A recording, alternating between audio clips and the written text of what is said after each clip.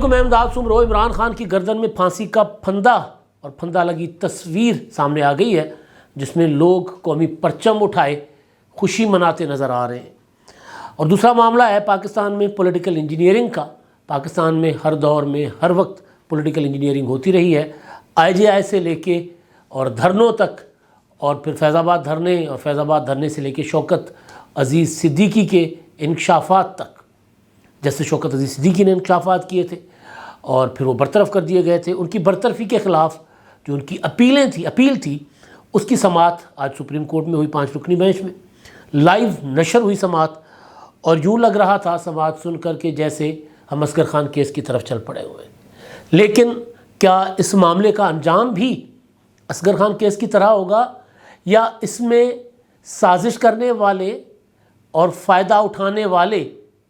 دونوں کو سزائیں ہوں گی؟ کیونکہ سوال بنیادی یہی اٹھایا گیا چیف جسٹس اور ان کے ساتھی جج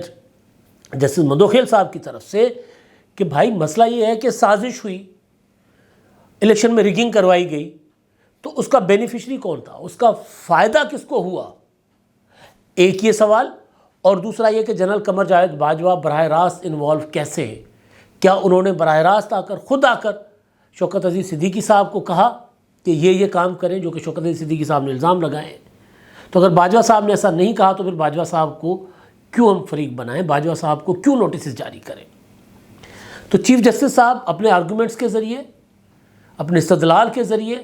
انہوں نے باجوہ صاحب کو سائڈ پر کر دیا، باجوہ صاحب کو اس معاملے سے دور کر دیا، جو کہ ظاہر ہے نہیں ہوں گے۔ یہ چیف جسٹس صاحب کو بھی پتہ ہے، اور ہر کسی کو پتہ ہے کہ جب جنرل فیض حمید کو بلایا جائے گا تو پھر باجوہ صاحب تک بھی بات جائے گی، اور پھر وہ جو چیف جسٹس صاحب اور جسٹس مندوخیل صاحب جس بینیفیشری کا ذکر کر رہے تھے، پھر وہ بینیفیشری کا نام بھی آئے گا۔ تو وہ انہوں نے ایک تو باجوہ صاحب کے متعلق انہوں نے کہا کہ جی نہیں، باجوہ صاحب کا براہ راست اس سے کوئی تعلق نہیں بنتا، ہم ایویں ہی کسی کو نوٹس جاری کر دیں اور اپنا مذاق کیوں بنوائیں، یا تو ثابت کریں کہ بھی انہوں نے براہ راست کوئی بات کی ہے، جس طرح فیض حمید آپ کے پاس چل کر آئے تھے۔ تو بہرحال پھر ہوا یہ کہ پاکستان کی تاریخ میں پہلی بار، شاید دوسری بار، لیکن چیف جسٹس کسی عدالت کے، اسلام آباد ہائی کورٹ کے چیف جسٹس اس وقت کے انور کانسی کو نوٹس کر دیے گئے۔ سابق DG ISI کیس میں وہ تو پیشیاں بھگتتے رہے، لیکن ہوا کسی کا کچھ نہیں، نواز شریف صاحب کے لیے یہ بہترین موقع ہے کہ وہ اس معاملے میں فریق بنے، درخواست دائر کر دیں کہ جناب یہ آپ جو پوچھ رہے ہیں نا بینیفیشری کون تھا، مجھے نااہل کر کے کس کو فائدہ پہنچایا گیا تو میں بتاتا ہوں، میرے پاس سازشوں کے ثبوت ہیں، میں سارا کچھ آپ کے سامنے رکھ دیتا ہوں۔ فیض آباد دھرنے میں بے شک نواز شریف صاحب کے جو اپنا کیا کہتے ہیں جرنیل سے، نواز شریف کے جرنیل، سیاسی جرنیل کی میں بات کر رہا ہوں، اعزاز احسن کہہ رہا ہوں، احسن اقبال صاحب، اعزاز احسن کسی کے تھے، کسی کے اب ان کے نہیں رہے جن کے تھے، بہرحال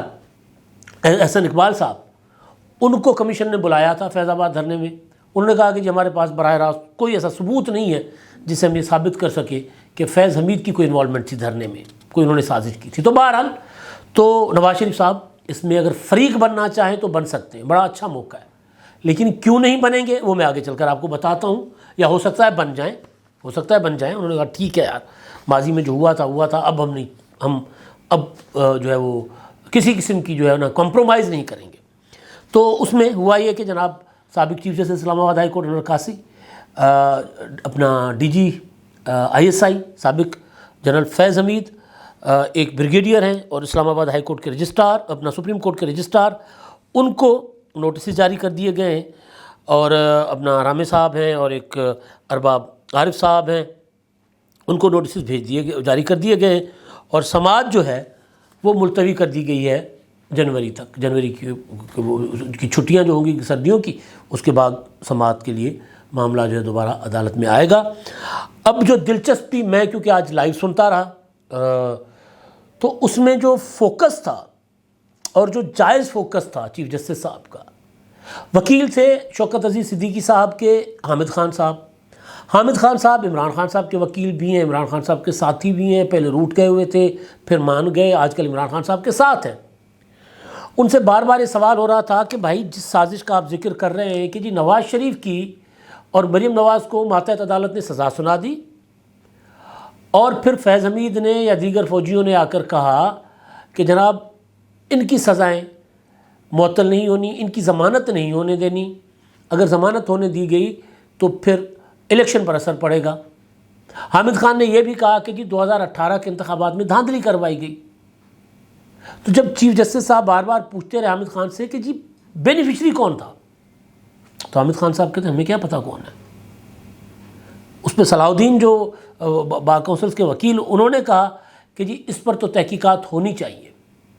تو چیف جسٹس نے کہا وہ تو ہم کریں گے، آپ ذرا معاونت کریں نا، آپ بتائیں کہ جب 2018 کے الیکشن کا ذکر کیا انہوں نے، حامد خان صاحب نے، کہ 2018 کے انتخابات میں دھاندلی ہوئی، تو چیف جسٹس صاحب نے کہا آپ نے تو گتھی سلجھا دی کہ بھئی اگر دھاندلی ہوئی اور یہ سارا کچھ 2018 کے انتخابات میں دھاندلی کرنے کے لیے مرضی کے نتائج لینے، لفظ تھے ان کے کہ مرضی کے نتائج، تو مرضی کے نتائج حاصل کرنے کے لیے اگر یہ سارا کچھ کیا گیا تھا تو پھر اور یہ بھی کہ 2018 کے انتخابات سے پہلے نواز شریف کی ضمانت نہ ہو، تو جب یہ کیا جا رہا تھا تو پھر کس کو فائدہ پہنچایا جا رہا تھا؟ ایک امیدوار کو سائیڈ پر کر کے، مائنس کر کے کس کو لایا گیا تھا؟ تو یہ جو اس کا جواب حامد خان صاحب نہیں دے رہے تھے، ظاہر اس میں ان کے پولیٹیکل، میرا خیال ہے حامد خان صاحب کی اپنی کلائنٹ سے زیادہ اپنی پارٹی افیلیشن ہوگی، یہ میں الزام نہیں لگا رہا، میرا اندازہ ہے، ہو سکتا ہے کہ حامد خان صاحب معاملے کو اتنا زیادہ ہوتا ہے نا، رائتا پھیل جائے کہ آپ نے اس پر بھی الزام لگا دے، اس پر بھی الزام لگا دے، تو وہ ثابت کرنا مشکل ہو جائے، ہو سکتا ہے بطور وکیل وہ سمجھ رہے ہو کہ جی لیگلی یہ بات کرنا ٹھیک نہیں ہے۔ تو اب یہ معاملہ جو ہے وہ پہلی سماعت پر تو سادہ سا معاملہ تھا، پہلی سماعت پر یہ تھا کہ جی یہ سارا کچھ ہوا ہے، اور اس پر انہوں نے نام لے لیے، تو فیض حمید کے، تو چیف جسٹس نے کہا اگر آپ نام لے رہے ہیں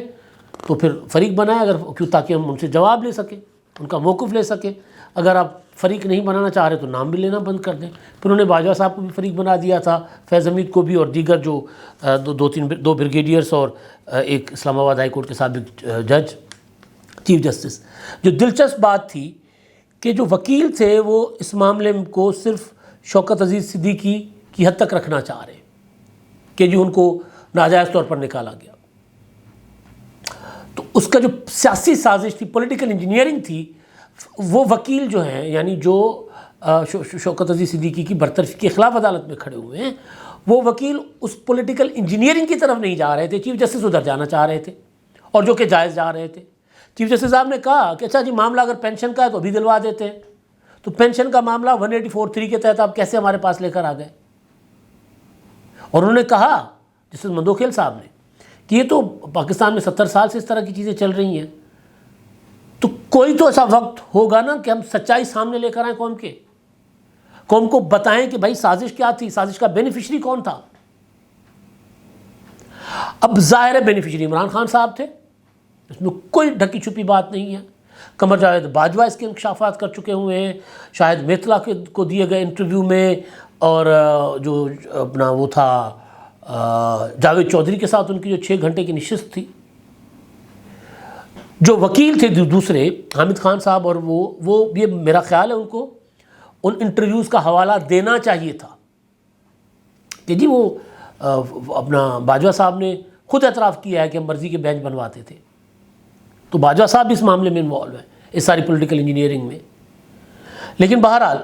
تو وہ عمران خان کی طرف وکیل نہیں جانا چاہ رہے تھے چیف جسٹس صاحب اور ان کے دیگر ساتھی جج صاحبان جو، انہوں نے کہا کہ نہیں، معاملہ تو منطقی انجام تک تب پہنچے گا جب پتہ چلے گا کہ سازش کس نے کی، اور سازش کرنے والوں کے ساتھ کون تھا، اور بینیفیشری کون تھا۔ میں جب دیکھ رہا تھا سماعت تو مجھے بڑا مطلب ایک ہوتا ہے نا، ایک جھٹکا لگے کہ یوں لگ رہا تھا کہ جیسے وہ تو خیر سماعت اس وقت لائیو نشریات نہیں ہوتی تھی، لیکن روزانہ رپورٹ تو ہوتی تھی نا، Asghar Khan case, IGI case, جس میں محترمہ بینظیر بھٹو شہید کے مقابلے میں ISI نے پیسے لگا کر سیاسی اتحاد بنایا تھا، جس میں سے نواز شریف صاحب لیڈر کے طور پر بنے تھے، ابھر کر سامنے آئے تھے۔ بعد میں انہوں نے پروف کیا کہ وہ ایک عوامی لیڈر بھی ہیں، بہرحال لیکن ان کا اٹھان وہیں اسی طرح کی پولیٹیکل انجینئرنگ سے تھی۔ تو اس کی جب سماعت ہوتی تھی تب بھی اسی طرح ہوتا تھا، اس کو پیسے دیے، اس کو پیسے دیے، اس کو اتنے لاکھ دیے، اس کو اتنے ملین دیے، اور فلاں جرنل آ کر اعتراف کرتا تھا، وہ جو بینکر تھے جنہوں نے پیسے دیے وہ آ کر اپنی ڈائری لے کر سارا کچھ ریسیونگ تک دکھا رہا تھا کہ یہ دیکھیں جی میں نے یہ فلاں کو میں نے اتنے پیسے دیے، فلاں کو میں نے اتنے پیسے، سارے کرداروں کے نام۔ सुप्रीम कोर्ट में प्रूव हो गया कि पीपल्स पार्टी को हराने के लिए या पीपल्स पार्टी का मुकाबला करने के लिए आईएसआई ने एक सियासी इत्तेहाद बनवाया, जो कि उनका काम नहीं था। आईएसआई के जर्नैल्स ने उस वक्त के, हमीद गुल ने एतराफ़ किया कई बार, दूसरों ने एतराफ़ किया कि जी हम नहीं चाहते थे कि पाकिस्तान में पीपल्स पार्टी इतनी बड़ी ताकत बन जाए कि उसको फेस करना मुश्किल हो, लिहाजा फिर हमने एक नई ताकत पीपल्स पार्टी के सामने खड़ी की। बिल्कुल ये वही अप्रोच जो ज़हीरुल इस्लाम ने कहा था कि जी पीपल्स पार्टी और मुस्लिम लीग नून को तो हम बार बार आजमा चुके थे, इसलिए हमने कहा थर्ड फोर्स हम सामने लेकर आते। तो उसी सोच के तहत आईएसआई ने आईजे बनाया था। प्रूव हो गया सुप्रीम कोर्ट के अंदर। सुप्रीम कोर्ट ने कहा कि भाई जिन जिन ने ये सारा कुछ किया उनके खिलाफ कार्रवाई करें। एफआईए को कहा। एफआईए ने क्या किया, नवाज शरीफ साहब को चिट्ठी लिखी कि जी मियाँ साहब, वज़ीर आज़म तो उस वक्त नवाज शरीफ बन चुके हुए, उससे पहले कुछ नहीं किया। नवाज शरीफ साहब को चिट्ठी लिखी कि मियाँ साहब आपके ऊपर ये इल्ज़ाम है आपने आईजीआई में आईएसआई से पैसे लिए थे। नवाज शरीफ साहब ने जवाबी ख़त लिखा कि जी नहीं मैंने नहीं लिए थे। नवाज शरीफ बरी हो गए। इसी तरह दीगर किरदार भी। तो आज अगर आईजीआई के किरदारों को उसमें पॉलिटिकल इंजीनियरिंग करने वाले जर्नल्स और उनके साथ मिलकर साजिश करने वाले सियासी या गैर सियासी किरदारों को मनतकी अंजाम तक पहुंचाया जाता, सज़ा सुनाई जाती, तो आज फिर हमारे जज साहबान को ये ना कहना पड़ता कि किसी वक्त तो हमें सच सामने लाना है ना। तो ये बिल्कुल उस तरह का केस होता जा रहा है। अब सवाल ये है कि चीफ जस्टिस साहब ने तो ठीक है, उन्होंने कहा कि जी सुनी सुनाई बातों पर हम कंवर जावेद बाजवा को नोटिस कैसे करें, लेकिन कल को फैज़ हमीद आकर अगर जब उनको आएंगे वो कहेंगे मैं क्या होता हूँ भाई, मेरी औकात क्या, मेरी हैसियत क्या, मैं मातहत था, बेशक मैं जनरल था लेकिन मैं आर्मी चीफ के मातहत था। तो आर्मी चीफ ने जो मुझे कहा मैंने वो किया, तो उसके बाद बुलाना पड़ेगा बाजवा साहब को भी। तो बाजवा साहब मुझे बचते हुए इस मामले में नज़र नहीं आ रहे, क्योंकि फैज़ हमीद के पास रास्ता ये है कि वो या तो सारा अपने सर ले ले या फिर वो कहें कि बाजवा साहब ने इमरान खान की मोहब्बत में, जिसका एतराफ़ बाजवा साहब कर चुके हैं, ये सारी साजिशें की थी, हम तो डिसिप्लिन इदारे में थे, हमें तो ऑर्डर था, हमने ऑर्डर ओबे किया। तो बाजवा साहब बहरहाल आएंगे। लेकिन असल जो बात है वो ये है कि इस मामले में साजिश करने वाले, चाहे वो जर्नल थे, चाहे वो जज थे, चाहे वो गैर सियासी और इदारों के लोग थे, या फिर सियासी किरदार इमरान खान साहब जैसे, अगर उनको मनतकी अंजाम तक नहीं पहुंचाया जाएगा, साबित होने की सूरत में सज़ाएं नहीं सुनाई जाएंगी, तो फिर ये घुंघरू से मिट्टी झाड़ने का कोई फ़ायदा नहीं है। आईजीआई केस में भी यही हुआ था। बस ये साबित हुआ कि जी पीपल्स पार्टी का जो मौक़िफ़ था वो दुरुस्त साबित हुआ कि हमारे खिलाफ एक इत्तेहाद बनाया गया था, लेकिन सज़ाएँ आइन के ख़िलाफ़ साजिश करने की सज़ा किसी को नहीं हुई। अच्छा, अब ये देखते हैं अब इसमें मामला किधर जाता है, किस तरफ। अच्छा, दूसरा मामला, एक तस्वीर जारी सोशल मीडिया पर, मैंने सुबह सुबह आंखें खोली तो देखी, कामी नाम का कोई अकाउंट है। उसको अकाउंट को जब मैंने जाकर अंदर खोला फोली की, तो वो उसके अकाउंट के ऊपर वो नवाज शरीफ साहब को किंग लिख रहे हैं, ये साहब जो भी हैं, और फिर वो मुस्लिम लीग नून के लग रहे हैं, सपोर्टर लग रहे हैं। अब मैं ये नहीं कह रहा कि हैं, हो सकता है अकाउंट जाली हो, कोई भी हो, लेकिन बहरहाल उसमें ये है कि जी कमिंग सून इंशाल्लाह। और कमिंग सून क्या है, तस्वीर है, ये तस्वीर आप स्क्रीन पर देखें। इमरान खान साहब के गर्दन के गिर्द फांसी का फंदा है, नीचे लोग हैं और वो नारे लगा रहे हैं, तालियां बजा रहे हैं, पाकिस्तानी परचम ओढ़े हुए हैं, पाकिस्तान का परचम उठाए हुए हैं। यानी एक लीडर, साबिक वज़ीर आज़म को फांसी चढ़ते हुए देखकर लोग खुश हो रहे हैं। और ये कौन कर रहा है? मुस्लिम लीग नून से मुतल्लिका मुबैना तौर पर ट्विटर पर मुतहरिक एक बंदा कर रहा है। ये जो अप्रोच है ना, ये जो सोच है, इसने हमें मरवा दिया है। फिर बिलावल भुट्टो ठीक कह रहे हैं ना कि यार ये तो इंतकामी सोच से भरे हुए लोग हैं ना, कि भाई अदालत को, कानून को अपना काम करने दें। अदालतें मौजूद हैं। आज चीफ जस्टिस साहब चीख कर खुद कह रहे थे कि बेनिफिशरी कौन है, उनको काम करने दें। ये जो आप मतलब खुशी मना रहे हैं कि जी फांसी का फंदा लगेगा इमरान खान को, ये क्या सोच है? ये तो इंतहाई ख़तरनाक किस्म की एक रुझान है ना, जो पाकिस्तान को पुरतशद्दुद, जो इमरान खान साहब ने भी तो यही किया, मैं नहीं छोड़ूंगा, रुलाऊंगा, ये करूंगा, वो करूंगा। अंजाम ये हुआ कि मुआशरा पुरतशद्दुद हो गया, इमरान खान साहब के लोग पुरतशद्दुद हो गए और 9 मई जैसा सान्या कर दिया और इमरान खान साहब अब जेल भुगत रहे हैं।